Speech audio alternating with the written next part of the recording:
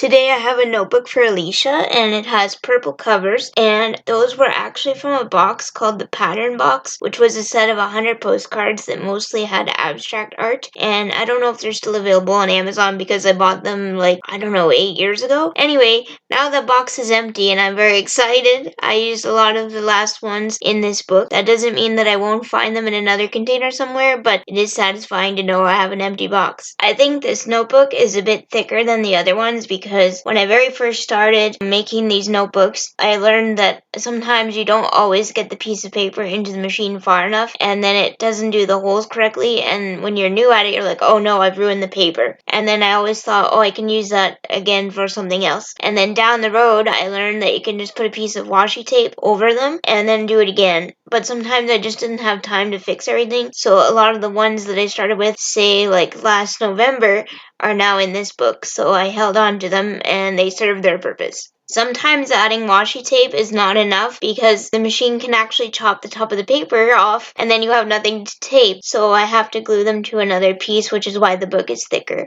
I enjoyed working on this book because Alicia likes pink and I'm not a pink person, and generally most paper packs come with pink in them, and so this was a great opportunity to use that up. I also used a pink wire. It was a wire that I would never use for myself, so I'm glad it's going away. It was hard to bind this one and I found that the covers didn't really close properly, but overall I think it's still nice.